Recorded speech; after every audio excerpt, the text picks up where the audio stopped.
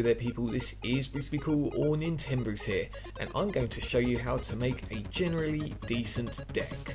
So whether you're brand new to the game and do not have a clue what cards are out there, I'll at least point you in the right direction and give you the steps, or even if you're an advanced player and have a deck type which just doesn't seem to work, hopefully covering some of these steps will make you suddenly have that light bulb, that eureka moment which thinks, you know what, I really don't need those cards in my deck and I can replace them. Hopefully this will help you all out there. So let's get to it. Starting off, how many cards should you have in your deck? Unless you've got something really special in mind, then 40. Even 41 or 42 is too many. 40 cards gives you the best possible chance of drawing what you need. And with that as well, almost all the cards would work with each other if there's only 40 cards. So say if you run a 60 card deck, the very maximum that you can, and you have a tribute deck say, then there is the possibility of drawing into say 3 Blue Eyes White Dragon, 2 Summon Skulls, and I don't know, another 7-star, why not? How about Dark Arm Dragon? That'll do. So Dark Arm Dragon, 3 Blue Eyes and 2 Summon Skulls. So with that, you've taken your draw phase, you can't defend yourself, you can't summon, and you're just relying on top decking essentially. So try to keep it to 40, and if you had to do 41 or 42, then do a couple of trial games and see what doesn't seem to work as well in your deck as other cards, and then take those 1 or 2 cards out to make it 40. Can't stress that enough. Have a 40 card deck. So the second step, how should you divide your deck? Unless again it's a special type of deck, which there are out there, I'm not going to deny that, then your general deck should have around 20 monsters, 10 traps, 10 spells. Now with spells and traps you can sort of mix and match the two, so you can have 2 traps and 18 spells, and monsters you can get away with 1 or 2 less, so say you can have 18 monsters and 22 support cards, or 22 monsters and 18 support cards. As long as you're around that sort of level, almost any deck is going to work. Again, unless it's a special type like a Exodia deck where you usually end up with a lot of spells. A Turbo Exodia deck, in fact, that's the perfect example, where you use a lot of spells to rip through your deck. So try and keep that in mind. Half monsters, half spells and traps, and you'll be fine. Next step, try to use cards that are either giving you card advantage over the opponent or are 1 for 1 with the opponent. So a really bad card in this scenario would be Two-Pronged Attack from Legend of Blue Eyes, I believe it was, where you're not only using Two-Pronged Attack, but you're sacrificing 2 of your cards to blow up 1 of your opponent's cards. So that's, you're losing 3 cards to their 1. That is really bad. You're losing out on cards where your opponent will only get hit for 1 card. Now, good examples are things like Dark Hole, Heavy Storm, Mirror Force, and even Dark Arm Dragon. So take Heavy Storm and Dark Hole. They are mass destruction cards where you're blatantly not going to play them if you've got things on your side of the field to blow up. But say you've got Heavy Storm and your opponent has 2 or 3 spell or trap cards in their area, then they're either going to use one of them to negate it, so that's 1 for 1, or you're going to blow up their entire field, so you're +2 in this scenario. So your opponent lost 3 cards, you lost 1 card, you've got 2 in the bag there. Same with Dark Hole, very similar scenario with the monster range. If they've got 2 or 3 monsters and nothing to back it up, then they're going to lose out on a lot of cards compared to your 1 activation. Mirror Force, that's a good 1 for 1 card or mass destruction card, so if you really had to stop a monster attacking, then you're losing 1 card, they're losing 1 card, that's 1 for 1. Or if they've got more than 1 monster on the field in attack position, then they're going to lose out on more cards. So fantastic, that's better hand advantage there for you as well. And the last example, Dark Arm Dragon. So you're using 1 card which doesn't even go to the graveyard, so still on the field unless they negate it, and you're using cards for its effects which don't affect your hand or field presence. So best case scenario, is you remove 3 dark monsters from your graveyard and blow up 3 of your opponent's field cards, or cards on the field, sorry. So you're getting +3 out of that. So those are really good examples. Now that's not to say that every hand disadvantage card or field disadvantage card is bad. Take Dark World cards. You've got Dark World Dealings, where there's the activation of the card and you just draw 1 card and discard a card, whereas your opponent just draws a card and discards a card. In theory, that's you on -1 because Dark World Dealings goes to the grave. But more than likely you're going to be special summoning a monster like Gold or something like that, where it evens out. And another one is card destruction. So yes, in the long run you're down a card, but if you rely on things that go to the graveyard, say for example the White Stone of Legend or Plague Spreader Zombie, then that can lead to a better strategy either in hand advantage or opening up more avenues for you on the field. So yeah, think about that when making your deck. Next step is to use cards that are going to benefit from more than 1 card in your deck. So a bad thing to do would be to run an Allure of Darkness when there's only 1 dark monster in your deck. The chances of drawing both are very, very slim, and more than likely Allure of Darkness is going to be a dead card in your deck. So to make it better, why not run more dark monsters? Another bad example rather is having 3 Black Illusion Ritual cards and only 1 Relinquished. Why would you do that? You don't need 3 Black Illusion Rituals, so why not trim it down to 1 and run 2 Manju of the 10,000 Hands to help search for those cards instead? So that would be a good way of using your deck and having the cards help each other out. And another one, going back to Dark Arm Dragon, you would not be playing it if there were only 3 dark monsters in your deck besides Dark Arm Dragon. So yes, you will be able to summon it once you get those dark art monsters in your graveyard, but what are the chances? That's even less likely than Allure of Darkness with a dark monster. So why not run a few more dark monsters? Something that can perhaps have graveyard control, i.e. getting dark monsters out if you run over your 3 dark monster quota. You know, things like that, i.e. Monster Reincarnation, Necro Gardener, stuff which will help it out in the grand scheme of things. Okay, next step.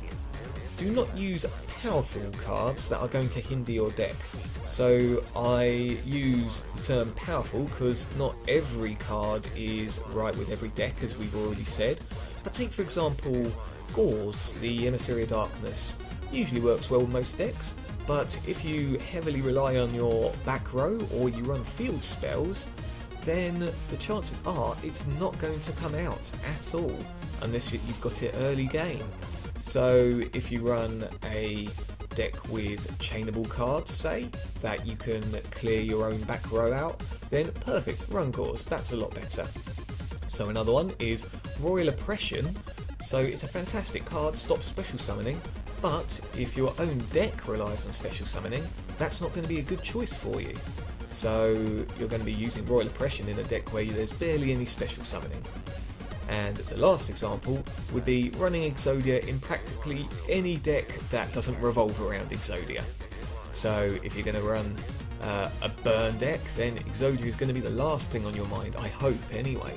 So run it in a deck which has searches, say, like Sangan, one that clears through your deck, things like that. You guys know how Exodia works, so I'm not going to give you too many examples on that.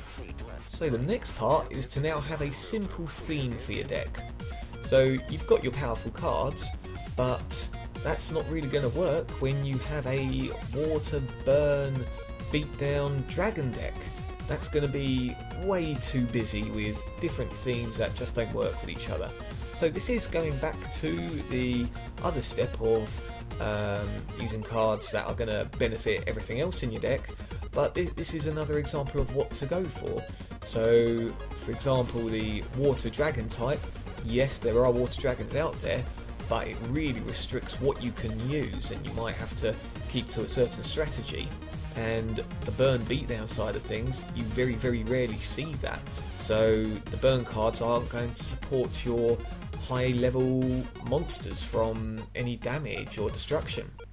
So going back to basics here, if you want to go for a particular type of monster, so you can go for a dragon deck, and as you start getting good with it and trying different things, you might find it evolves into a dragon swarm deck, where you just get many dragons out as quick as possible, to a dragon, or even a dragon beatdown deck.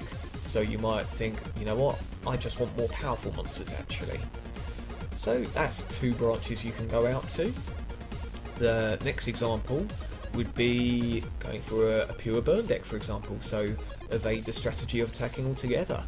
And once you're evolving that, you could turn it into a stall burn, where you have a lot of lingering effects and stalling cards where your opponent can't attack you, say, so you're safe from damage. Or you could even go to aggressive burn, where that's real quick, powerful burn cards, where although there's not much to protect you, if you burn your opponent as quick as possible, that doesn't matter now, does it? And the last example is, so you can base things around an attribute. So you can go for a pure wind deck, and then that could even evolve into something like a harpy deck, or even a Dark Samorg deck if you wanted to. So run a few dark monsters in there, bring out Dark Samorg. There are so many options with wind, that's just two examples there. But again, the main common factor I'm trying to get across is they work with each other, and it's an ongoing theme that you can then evolve and make the deck better and better and more unique, so the opponent has less chance of countering it. So speaking of countering, the next step is the side deck. So I find that it falls into three types, your side deck. So you're going to be covering either your own weaknesses, or you could be exploiting your opponent's weaknesses, or you could change your deck type entirely. Now, a lot of side decks combine at least two of those rules, so you can change your deck type entirely to cover your own weaknesses when your opponent side decks himself, or herself rather. It's very, very rare to run all three, because if you're splitting it evenly, you're thinking of only 5 cards per strategy, which in your deck it's going to be quite rare to come across those 5 cards. Quite possible, but quite rare at the same time. So think about the weaknesses of your deck when you're dueling. You know, have yourself a few cards in there. I would especially go for the cover your own weaknesses part first, and to exploit your opponent's weaknesses. So a lot of deck types out there run dark monsters. So why not run Shadow Imprisoning Mirror, for example, to negate all dark effects? There's a lot out there, and only you can really decide what would either help your deck or change it into something your opponent's not expecting. So I'll leave that ball in your court, but again, use things which are going to run in tandem with your own deck. And speaking of deck types as well, we are now going into the extra deck. So I despise people who don't run anything at all in their extra deck. Yes, you might not run any fusion types, or your deck type might not go again with synchros, and it might not even work well with XYZ monsters. But do not have nothing, because you never know what you're going to get.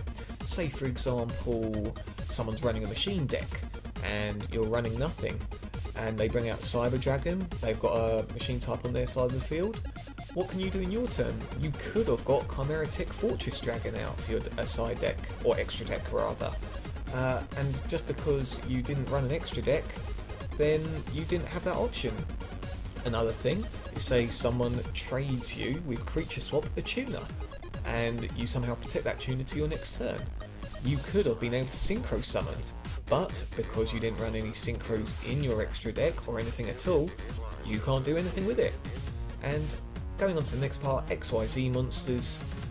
Yes, your deck might not be focused around XYZs, but a lot of decks can run number 39 Utopia, and that's from any 2 level 4 monsters. So say you've taken control of your opponent, then you can actually use it for an XYZ material.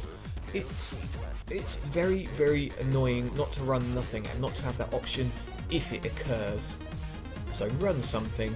Again, bare basics. If you don't know what to run a Chimeritic Fortress Dragon or 2, run a number 39 Utopia or 2, and run a few of basic synchros, level 4 star, 5 star, 6 star, etc, etc.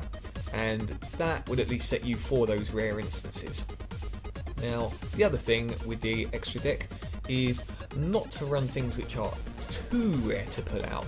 So even rarer than the cases that I've just mentioned, you don't want to run Revived King Hades when you're planning on mind controlling a plague spreader zombie and using enemy controller on a zombie monster. So that's going to be a very, very, very unique instance there.